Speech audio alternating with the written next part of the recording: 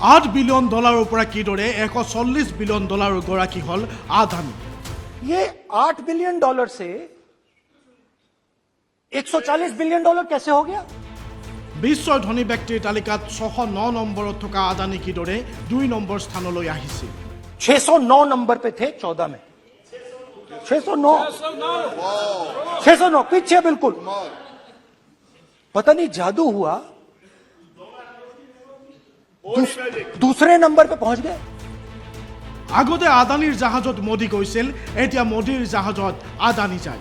पहले अदानी जी के हवाई जहाज में मोदी जी जाते थे, अब मोदी जी के हवाई जहाज में अदानी जी जाते हैं। সমগ্ৰ দেশত এতিয়া এটাই নাম আদানী আদানী আদানী अदानी अदानी अदानी अदानी अदानी। সংসদত মোদী চৰকাৰ আৰু আদানীক তোলা ধুনা ৰাহুল গান্ধী। मोदी जी ने कहा स्टार्टअप करो, हम भी अदानी जी जैसे बनना चाहते हैं। ভাৰত জোড়ো যাত্ৰাৰ সমাপ্তি ঘটাই এতিয়া সংসদত উপস্থিত হৈছে কংগ্ৰেছ নেতা ৰাহুল গান্ধী।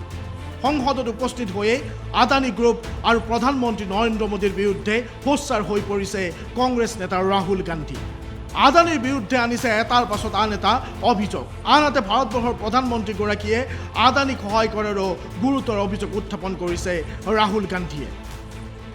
ৰাহুল গান্ধীৰ অভিযোগ মতে 2014 চনৰ আগলৈকে আদানী আছিল মাত্ৰ $8 বিলিয়ন মালিক, কিন্তু 2014 চনত নৰেন্দ্ৰ মোদী দেশৰ প্ৰধানমন্ত্ৰী হোৱাৰ পাছতে এতিয়া আদানী হৈছে $140 বিলিয়ন মালিক।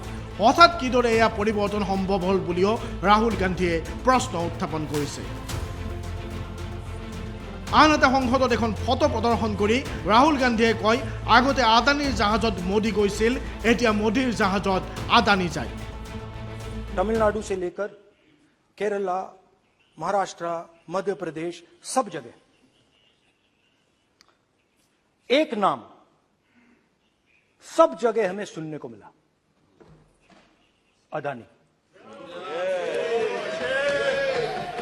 यह नाम पूरे हिंदुस्तान में,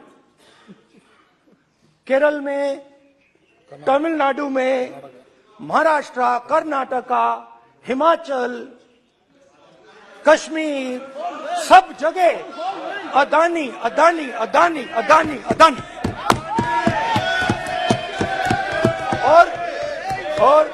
और ये नाम नहीं, और इस नाम के बारे में जब लोग बोलते थे मुझसे तो 2-3 सवाल पूछते थे। ये पूछते थे कि ये जो अदानी जी हैं, ये किसी भी बिजनेस में घुस जाता है, ये सफलता प्राप्त कर जाता है, ये कभी फेल नहीं होता। और युवाओं ने मुझसे यह सवाल पूछा कि भाई ये हो क्या रहा है, हम भी सीखना चाहते हैं। मोदी जी ने कहा स्टार्टअप करो, हम भी अदानी जी जैसे बनना चाहते हैं। तो भैया किसी भी बिजनेस में घुस जाओ और एकदम सक्सेस हो जाए।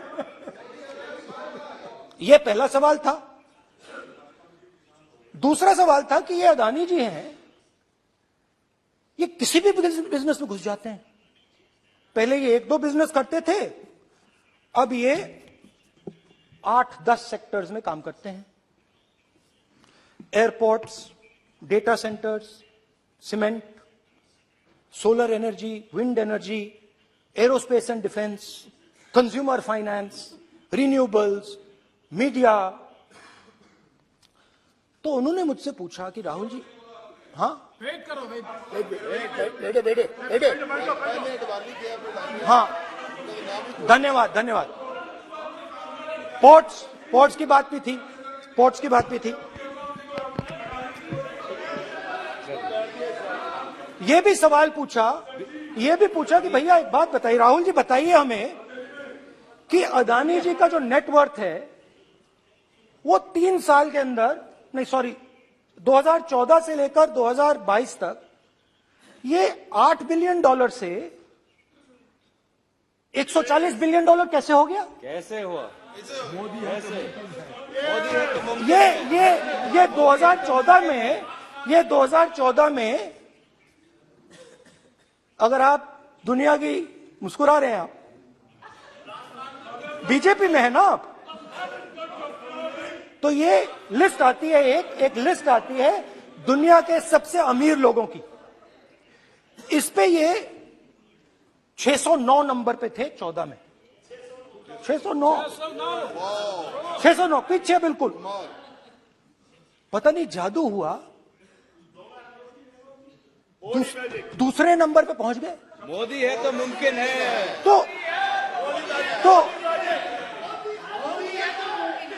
तो मुझसे पूछा यार, बहुत सारे लोगों ने पूछा कि भैया राहुल जी बताइए,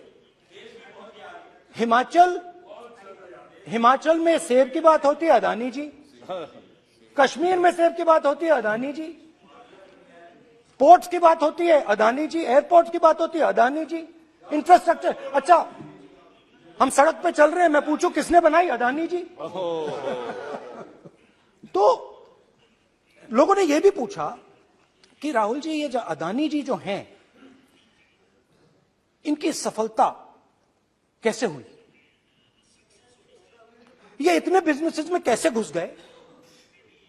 इतनी सफलता कैसे प्राप्त हुई? और सबसे जरूरी सवाल, इनका हिंदुस्तान के प्रधानमंत्री के साथ क्या रिश्ता है और कैसा रिश्ता है? देश जानना चाहता है, तो देश जानना चाहता है। ये देखिए रिश्ता, ये देख लीजिए प्लीज।